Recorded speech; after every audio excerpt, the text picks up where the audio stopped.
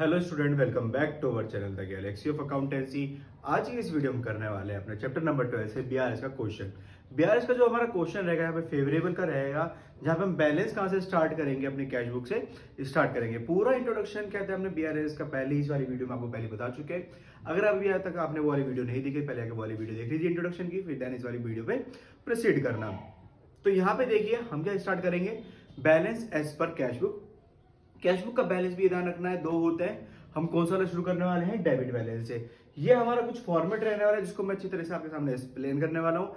आपको अच्छी तरह से समझ में आ जाएगा यहाँ पे किस तरह से हम प्रिपेयर करते हैं। जैसा कि मैंने आपको बताया था, हम कैश बुक से किसको, पासबुक को मैच करते हैं यहाँ पे।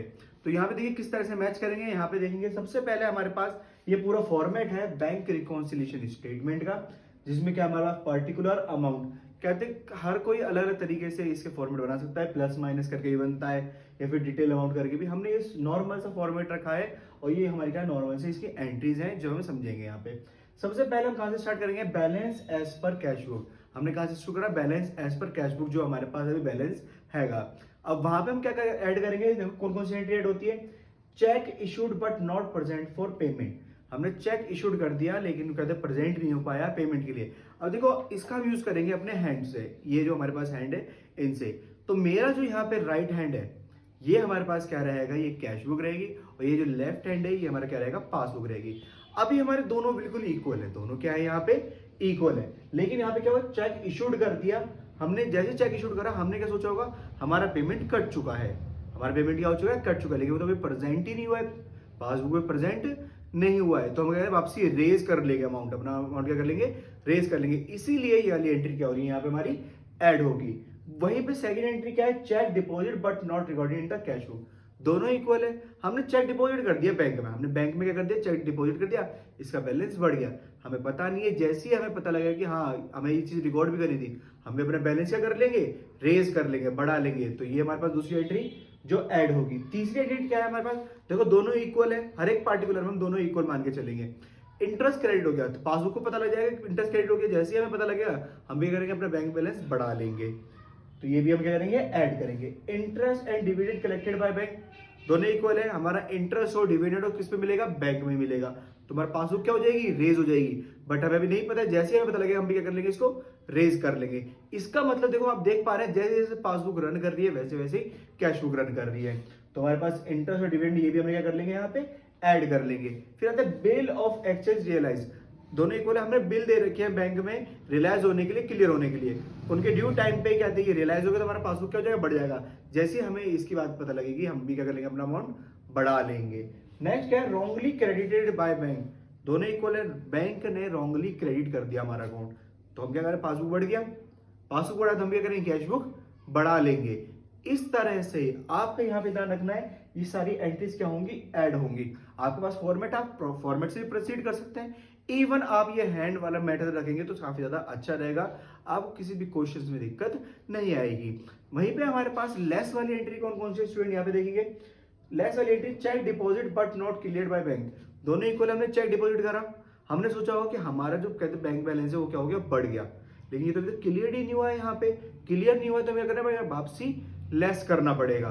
तो ये हमारे पास एंट्री क्या हुई है, माइनस हो रही है, क्या हो रही है, माइनस हो रही है। तो इसलिए लेस वाली साइड में चेक एंड बिल डिसऑर्डर, दोनों इक्वल है। हमने चेक या बिल दिया बैंक में कि क्लियर हो जाएगा, तो हमारा बैलेंस क्या हो जाएगा, बढ़ जाएगा। बट ये अभी तक क्लियर नहीं हो पाया क्योंकि ये डिसऑनर हो गया। डिसऑनर मतलब जिसके अकाउंट से पैसे कटने थे उसके अकाउंट में पैसा था ही नहीं, वो डिसऑनर हो गया। तो हमारा बैंक बैलेंस भी क्या हो जाएगा, हम कम कर लेंगे।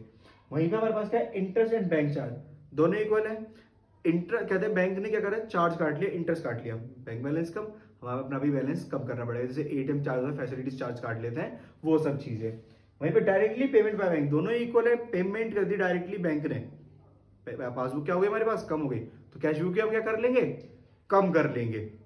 वहीं पे हमारे पास रॉन्गली डेबिटेड बाय बैंक, जिस तरह से कहते हैं रॉन्गली क्रेडिट हो जाता है तो हम अपना बैलेंस बढ़ा लेते हैं, इसी तरह से हमारा रॉन्गली क्या हो गया, डेबिटेड हो गया, बैलेंस क्या हो गया, और किसी ओमिशन या गलती से क्या हो गया, हमारा पासबुक कम हो गई। पासबुक कम हुई तो हम क्या करेंगे, कैश बुक अपनी कम कर लेंगे। रॉन्गली डेबिटेड बाय बैंक, इन सब एंट्री को करने के बाद हमारे पास जो आएगा वो बैलेंस एज पर पासबुक होगा, जो हमारा मैच कर गया किससे होगा, बैलेंस एज पर पासबुक। इस तरह से आप पूरी स्टेटमेंट यहाँ पे करते हैं, क्लियर करते हैं। इसी के बेस पे हम यहाँ पे क्या करेंगे, पूरा फॉर्मेट यहाँ पे लिखा रहेगा और यहाँ पे हम क्या करेंगे, अपना एक प्रैक्टिकल प्रॉब्लम के क्वेश्चंस करेंगे जो हमारे इंपॉर्टेंट रहने वाले हैं और थोड़े लेंथी भी होंगे, कुछ शॉर्ट भी होंगे। अब देखिए स्टूडेंट, ये पहला क्वेश्चन है, जैसे कि आपको अपने डिस्प्ले पे दिख रहा होगा।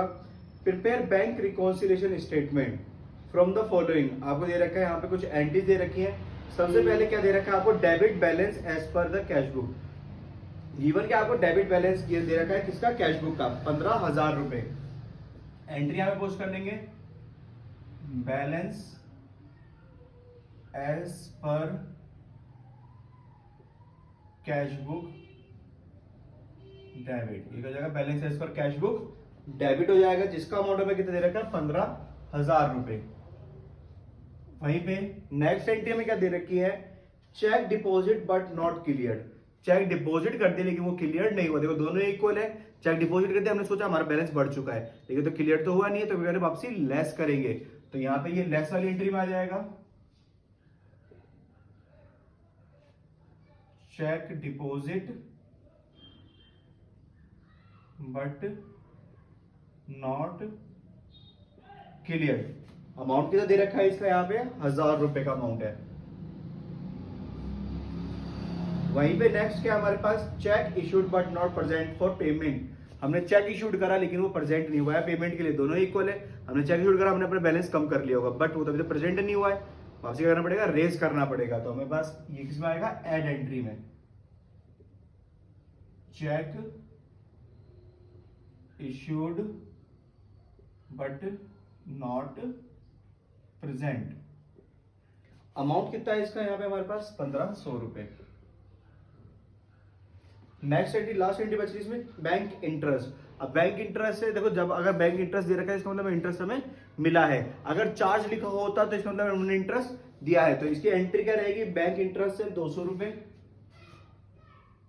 बैंक इंटरेस्ट कितने रुपए से, 200 रुपए से, टोटल कर लेंगे 15, 16, 16,700। उसमें से माइनस करना है कितना, हमें यहाँ पे 1,000 रुपए माइनस करना है, तो कितना, 15,700। यहाँ पे जो बैलेंस है हमारे पास कितना है, 15,700। और ये जो 15,700 हमारे पास आया है, ये हमारे पास क्या रहेगा, बैलेंस एज पर पासबुक। क्या होगा, बैलेंस एज पर पासबुक, वो भी कौन सा बैलेंस, डेबिट बैलेंस। इस तरह के आपके क्वेश्चंस रहते हैं, छोटे भी आते हैं बड़े भी आते हैं। एग्जामिनेशंस में आपका ज्यादा 6 एंट्री का एक क्वेश्चन आएगा, जिसमें क्या था आप पूरा कर लोगे और बहुत इजीएस्ट वे में लिखा होता है, और ये वाली लैंग्वेज यूज करी जाती है जो यहाँ पे मैंने आपको पहले से ही लिखवा रखी है।